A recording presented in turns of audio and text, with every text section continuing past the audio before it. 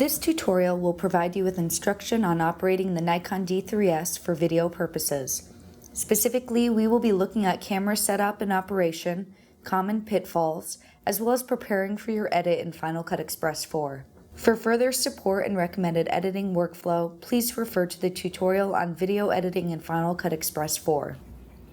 Nikon D3S shoots at 24 frames per second, which produces a film look. To record video and audio, press the center of the multi-selector or the depth of field preview button during live view. During recording, the recording icon will blink in the top left-hand corner of your monitor, as well as the time available. In terms of how much video a memory card can hold, there's no concrete answer. The Nikon operates with a variable compression scheme, as in it's unlikely that any two recordings while sharing the same length of time will share the same file size. A video of a white wall takes up very little space at all, while something extremely complicated will take up much more space. That being said, there are estimations based on the complexity of your video content. Before shooting, you should adjust your settings. First, make sure that you're in tripod mode. Tripod mode gives you complete manual control over aperture, shutter speed, and ISO settings. Select movie settings in the shooting menu and choose your preferred quality, i.e. frame size. You should choose 1280 by 720, which is 16 by 9. Note that depending on the type of lens that you're going to use, you will either have true 16 by 9 or cropped 16 by 9. FX lenses shoot true 16 by 9. DX lenses are not capable of shooting 16 by 9 and will crop to 4 by 3. The crop factor is totally unrelated to focal length though. A DX lens just makes a smaller image circle. When shooting with a DX lens, make sure to go to your menu, select Image Area, and make sure that the Auto DX Crop is on. Also, when shooting in 16 by 9, the maximum duration of time that you can shoot one clip is 5 minutes. With the other two settings, the maximum shooting duration is 20 minutes. Then, adjust your microphone settings and sensitivity. You will be given this list of options. Auto adjusts levels on its own and therefore may not be able to adapt quickly enough to the changes in volume. It wouldn't adapt quickly enough, for instance, if you had an inconsistently dynamic interview subject who at times speaks at a normal level and then abruptly raises his or her voice level. In this instance, you should go with medium or low sensitivity. However, if your interview subject is consistently soft-spoken, you are safe to go with auto, as well as medium or high sensitivity. And I know all my dives were right on, just a little sloppy, and so it's kind of just perfecting the small details in finals, and that's what I did. Now choose the destination for your video. Slots 1 and 2 indicate the two memory cards for your camera. The Nikon D3S's ISO register goes up to 102,400, which is great for still photography, and even in still photography not to exceed 16,000 without jeopardizing quality. However, with video, it is recommended that you do not go above a 1200 ISO, as beyond that you'll experience a grainy effect. ISO sensitivity is the measure of the camera's ability to capture light. The lower the ISO, the crisper the video will be. The reason to raise ISO with video is because of low light situations. The high sensitivity movie mode, found under the Destinations tab, basically allows you to access the higher ISO register. In off mode, you have access to ISO 200 to 12,800. In on mode, you have access to sensitivities of ISO 6400 to high 3.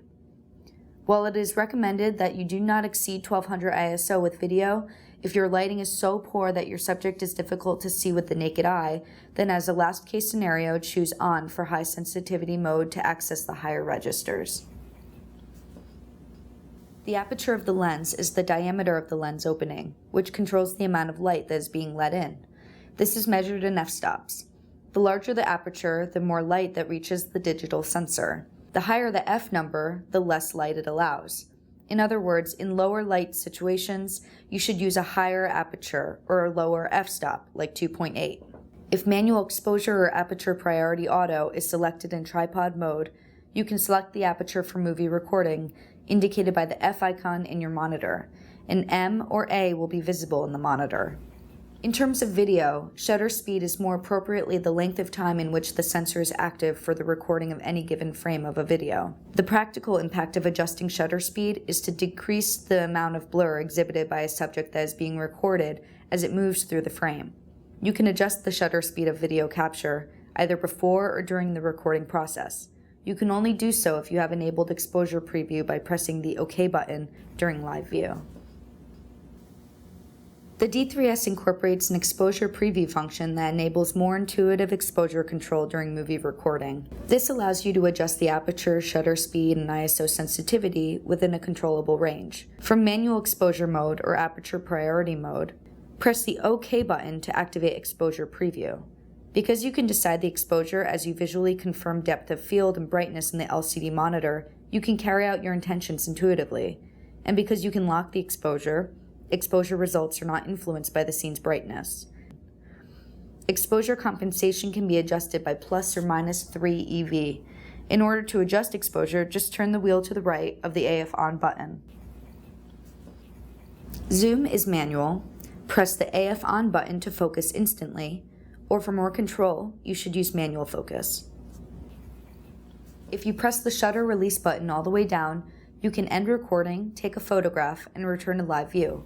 Make sure, though, that you press the center of the multi-selector again or the depth of field button after taking a still photo, as recording will not start up manually after switching modes. In terms of audio, it is strongly recommended that you use an external microphone. Use a wireless lavalier mic for interviews. For more live action shooting, or if you're interviewing more than one person at a time, use a shotgun mic. The shotgun mic is highly directional and will pick up audio from the direction in which it is pointing.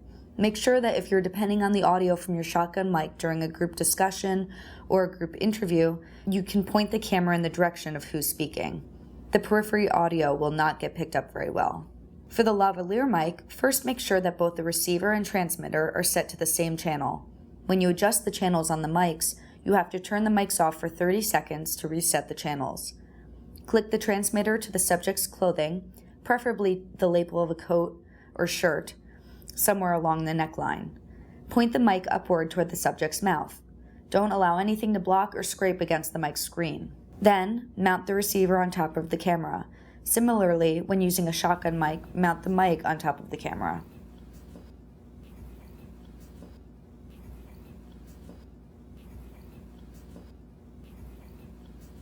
Before shooting, conduct a sound check and/or wear headphones while shooting to make sure your audio is working. Also, make sure to keep spare batteries on you at all times for the lavalier and shotgun mics.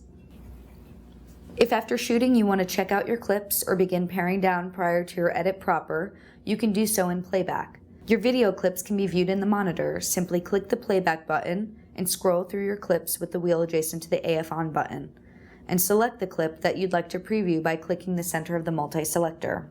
Movies are indicated by this icon in the top left-hand corner of the monitor. The playback position, movie length, volume, and a playback guide are displayed in the monitor.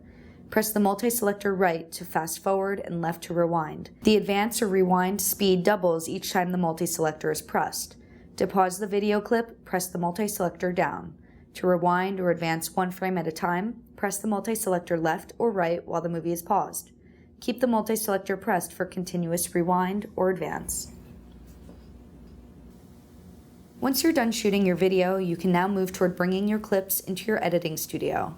Before beginning your editing process, please make sure you have the Perion plugin installed on your computer. Perion is a free open-source QuickTime component that adds native support for many popular video formats. It will basically make editing the Nikon D3S AVI files in Final Cut Express 4 a much smoother process. To install Perion, open your web browser and go to www.perian.org. Click the link Download Perion 1.2.1, and then open the disk image and double-click the Perion.prefpane icon. Now you need to bring your media from the camera to your computer. First, remove the card on which you shot your footage from the camera. Then, using a card reader, simply drag and drop the files into a preferred folder on your computer.